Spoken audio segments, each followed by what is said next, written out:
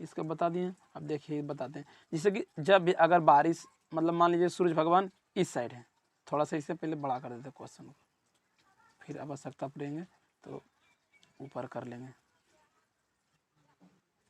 मान लीजिए सूरज भगवान इस साइड है, अगर सूरज भगवान दायां साइड है तब 500 खा उगेगा बायां साइड में। इसका विपरीत उगता है। इसका विपरीत क्यों उगता है? जैसे कि मान लीजिए यहाँ एक समतल दर्पण है, समझ ले थोड़ा सा, ये समतल दर्पण है, अगर यहाँ प्रकाश आएगा तो इसका प्रतिबिंब कहाँ जाएगा?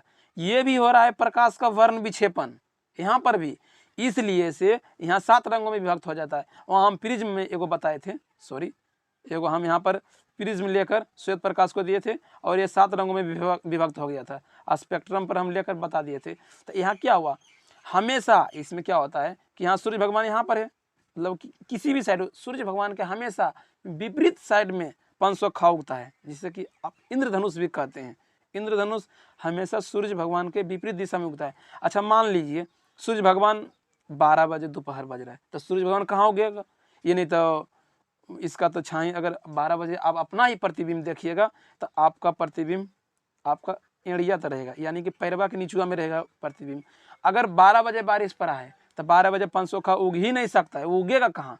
यहाँ पर अगर उगेगा तो इसका प्रतिबिंब ना इधर जा रहा है ना इधर जा रहा है, कहीं बन ही नहीं रहा है। तो इस समय अगर कहीं ऑब्जेक्टिव आ जाएगा कि 12 बजे सूर्य का मतलब कि इंद्रधनुष किस ओर बनेगा, सूर्य के आगे सूर्य के पीछे, ऑब्जेक्टिव कैसा भी दे सकता है। तो वहाँ पर ये एक लिखा हुआ रहेगा इनमें से कोई नहीं, तो उसमें आपको मार देना है इनमें से कोई नहीं।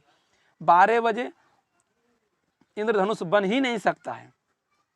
देखिए जब सूर्य के प्रकाश किरण वर्षा के जल के बूंद पर आपतित होता है तो पहले अपवर्तन होता है। देखिए इसमें क्या क्या होता है, 500 मतलब कि इंद्रधनुष को बनने में पहले अपवर्तन होता है, उसके बाद पूर्ण आंतरिक परावर्तन होता है, फिर परावर्तन होता है और बाद में क्या होता है? वर्ण विक्षेपण। बोल रहे थे ना, वर्ण विक्षेपण वैसा ही हुआ, इसमें वर्ण विक्षेपण हुआ, वर्ण विक्षेपण हो जाता है और अंत में क्या होता है? अपवर्तन। फिर अंत में, शुरू में भी अपवर्तन और लास्ट में भी अपवर्तन होता है। देखिए ये सब ध्यान से, ये सब 2 नंबर में आने का संभावना है। अपवर्तन तक बता दें। अब फिर यहाँ देखिए अपवर्तन के फलस्वरूप 7 रंगों के पट्टी का निर्माण होता है। यहाँ जो है ना थोड़ा सा अलग होना चाहिए, जो देखने में इंद्रधनुष के समान लगता है, इसे इंद्रधनुष कहते हैं। अर्थात इस प्रकार इंद्रधनुष का निर्माण होता है। यह हमेशा सूर्य के विपरीत दिशा में होता है। अगर सूर्य इधर है तो इंद्रधनुष इस साइड बनेगा और सूर्य इस साइड है तो इंद्रधनुष इस साइड बनेगा। अब मान लीजिए अगर सूर्य भगवान बीच में है तो इंद्रधनुष बनवे नहीं करेगा, किधरों नहीं बनेगा, कने बनेगा। आप 12 बजे आपका प्रतिबिंब किस साइड बनता है बताइए तो? किधरों नहीं बनता है आपका प्रतिबिंब 12 बजे। अब देखिए अब यहाँ थोड़ा सा समझाते हैं आपको। इंद्रधनुष ये मान लीजिए जो गोला है ना, इस गोला को आप मान लीजिए एक पानी का बूंद, तो पानी का बूंद गोला होता है, तो वही से गोला मान लीजिए। ये सूर्य का प्रकाश हुआ, जब सूर्य का प्रकाश हुआ तो पहले क्या हुआ? अपवर्तन हुआ, उसके बाद क्या हुआ? पूर्ण आंतरिक परावर्तन हुआ। पूर्ण आंतरिक परावर्तन के बाद वर्ण विक्षेपण हुआ। देखिए यहाँ 7 रंगों में रिफ्लेक्ट हो गया ना। जब भी वर्ण विक्षेपण होता है तो एक प्रकाश आता है और वह 7 रंगों में विभक्त हो जाता है। तो वही हो, यहाँ एक प्रकाश आया और 7 रंगों में विभक्त हो गया, तो ये क्या हो गया? वर्ण विक्षेपण। और उसके बाद लास्ट में फिर क्या हुआ? ये तो सघन था, ये विरल था, इससे निकल गया तो फिर क्या हो गया? अपवर्तन। यहाँ 7 रंगों में विभक्त हो गया, ये 7 रंगों दिखने लगता है। इसी को हम क्या कहते हैं? इंद्रधनुष कहते हैं। ऊपर में इंद्रधनुष में यहाँ देखिए, यहाँ इसमें ऊपर में देखिएगा तो बैगनी हो जाएगा, नीचे में देखिएगा लाल होगा। अगर आप देखिए यहाँ बैगनी है ना, यहाँ बैगनी है, अगर हम ये पहले वाला है तो इस अनुसार से ये तो नीचे हो गया, ये उसके बाद फिर हो गया तो फिर लाल ऊपर हो जाएगा। अगर यहाँ बैगनी उसके बाद फिर इसे करने जाएगा, विभिगियोर इसका फॉर्मूला होता है, नीचे होता है बैगनी, ऊपर होता है लाल। 12th में आपको 2 गो इंद्रधनुष पढ़ना पड़ेगा, फर्स्ट सेकेंड, वो 12th का बात है, छोड़िए। हो गया इंद्रधनुष। एक बार और बता देते हैं, ध्यान से देखिएगा।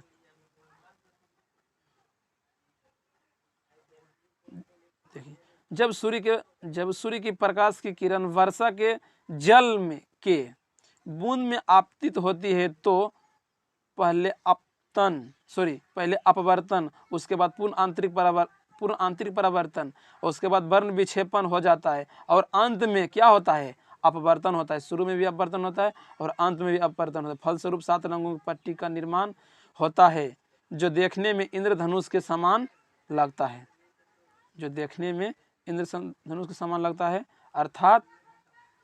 अर्थात इस प्रकार इंद्रधनुष का निर्माण होता है। यह हमेशा सूर्य के विपरीत दिशा में होता है, यह हमेशा सूर्य के विपरीत दिशा में होता है। अब देखिए सब्जेक्टिव यहाँ से फिर से क्या लिखा है कि अवतल दर्पण को हजामती दर्पण क्यों कहते हैं। अवतल दर्पण हो गया यहाँ। अब देखिए अवतल दर्पण के बताते हैं कि अवतल दर्पण को हम हजामती दर्पण क्यों कहते हैं।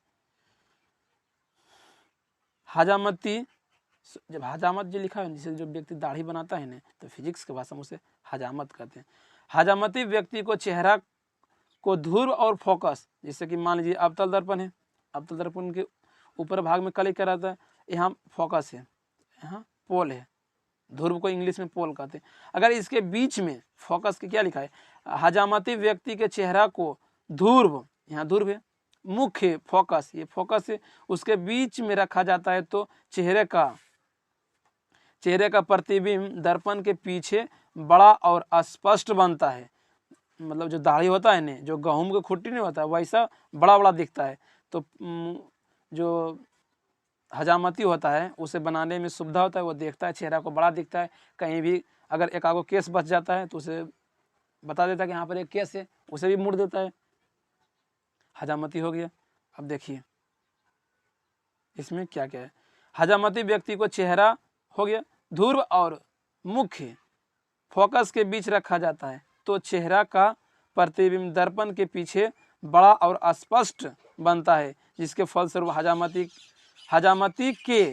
हजामत करने में, यानी हजामती के जो हजामत कर रहा है, हजामती को हजामत करने में सुविधा होती है, इसलिए अवतल दर्पण को हजामती दर्पण कहते हैं। अवतल दर्पण को क्या कहते हैं हम। देखिए तारा क्यों टिमटिमाता है। तारा बहुत दूर होता है पृथ्वी से, जैसे कि मान लीजिए ये स्टार है, अब इससे प्रकाश आ रहा है, ये वायुमंडल है, मान लीजिए वायुमंडल है, यहाँ से प्रकाश आया तो वायुमंडल में तो कहीं कहीं पर भी अनुसरण रहता है, कहीं पर भी फर्क रहता है। तो वायुमंडल में जब बार बार अपवर्तन करता है ना, बार बार अपवर्तन करने के कारण वह हमें जिगजैग, मतलब कि टेढ़ा हो गया, तो अब यहाँ से हमें वह टिमटिमाता हुआ प्रतीत होता है। वास्तव में ये टिमटिमाता नहीं है। जैसे कि मान लीजिए कि आप यहाँ पर एक बॉल लगा है, आप यहाँ पर बॉल लगाए, आप बॉल से कम 1 किलोमीटर की दूरी पर है, 1 किलोमीटर की दूरी पर अगर आप ये बॉल के देखिएगा ना, तो आपको ये बॉल भुकाता हुआ प्रतीत होगा। और जब वास्तव में आप ये बॉल के पास जाइएगा तो ये बॉल नहीं भुकाएगा। हम चांद के तारा के पास तो अभी नहीं जा सकते हैं, लेकिन बॉल के पास तो फिलहाल जाकर अभी हम प्रयोग कर सकते हैं। साइंटिस्ट लगा हुआ है। फिलहाल देखिए हम बॉल के भी उदाहरण देकर समझा रहे हैं आपको। क्या लिखा है, तारे पृथ्वी से बहुत अधिक दूर पर होता है। तारे से निकलने वाले प्रकाश की किरण जब पृथ्वी पर पहुंचता है तो माध्यम में परिवर्तन के कारण प्रकाश का अनेक बार अपवर्तन होता है, तो तारे कभी दिखाई पड़ता है तो कभी दिखाई नहीं पड़ता है। इसे टिमटिमाना कहते हैं, इसलिए तारा टिमटिमाते हैं। बस वही बात हो गया।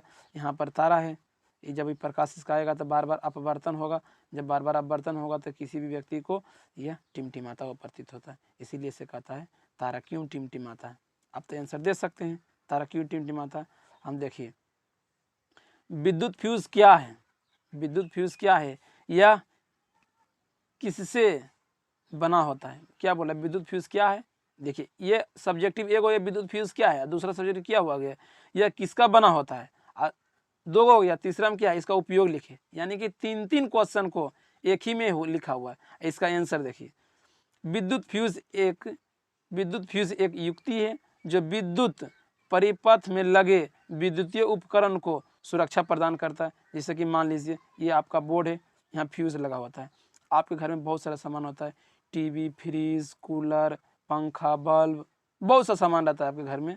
तो अगर वोल्टेज ज़्यादा आ गया तो ये फ्यूज़ उड़ जाएगा। अगर ये फ्यूज़ आपका उड़ गया तो ये सब आपका सारा सामान आपका बच जाएगा। तो इसीलिए से यहाँ पर ये फ्यूज़ लगा देते हैं, तो कितना हमें सुरक्षा पहुँचाता है। तो अगर ये फ्यूज़ उड़ जाएगा तो मेरा घर का सारा सामान बच जाएगा। तो यही बोल रहा है कि हमें सुरक्षा प्रदान करता है। अब ये क्या लिखा था, यह किससे बना होता है? यह टीन एवं कॉपर से मिश्रण से बना होता है, यानी टीन और कॉपर को मिलाकर फ्यूज बनता है। अब इसका प्रयोग देख लीजिए, इसका प्रयोग क्या क्या है। क्या लिखा है? अतिभरमन। अतिभरमन मतलब जो कभी कभी तार नहीं जल जाता ज़्यादा वोल्टेज के कारण, अतिभरमन उसे कहते हैं। लघुपथन, लघुपथन उसे कहते हैं जब विद्युत परिपथ में विद्युत धारा के मान बढ़ जाता है तो उसे हम क्या कहते हैं? लघुपथन। अतिभरमन और लघुपथन को रोकने में बड़े बड़े उपकरणों को खराब होने से बचाता है। बड़े बड़े उपकरणों से खराब होने से कौन बचाता है? जो लगा रहता है फ्यूज, वही बचाता है, बड़े बड़े उपकरणों से बचाता है। ये उड़ जाता है और बाकी घर के सारा सामान बच जाता है। विद्युत फ्यूज श्रेणी क्रम में जोड़ा रहता है। अब घर का तार समांतर क्रम में जोड़ा रहता है। देखिए 61 में प्रकाश का अपवर्तन क्या है? 2 नंबर में आता है प्रकाश का अपवर्तन क्या है।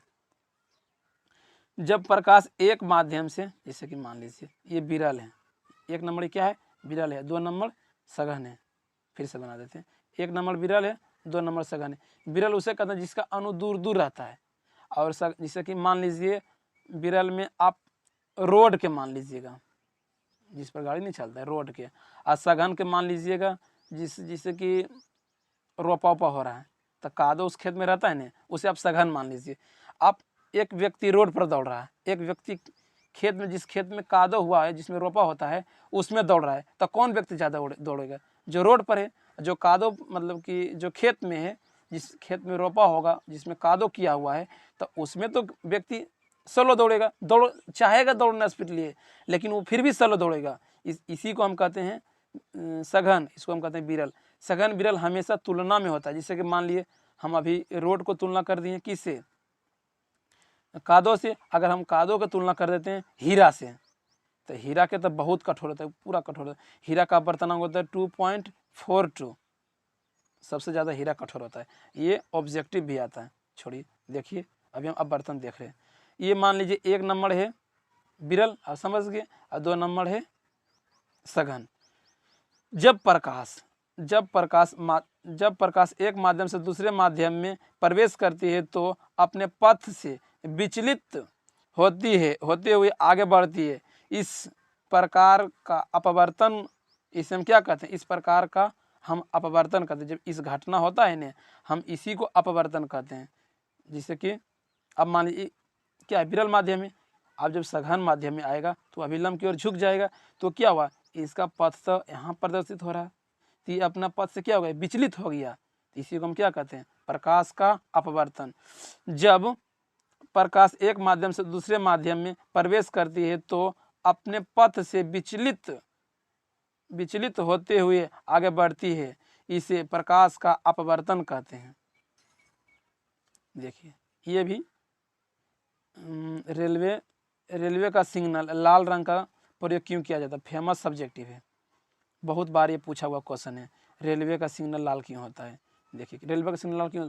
लाल रंग का तरंग दैर्घ्य अधिक होता है। लाल रंग का तरंग दैर्घ्य सबसे ज़्यादा लाल रंग का तरंग दैर्घ्य होता है, और सबसे कम बैगनी रंग का तरंग दैर्घ्य होता है।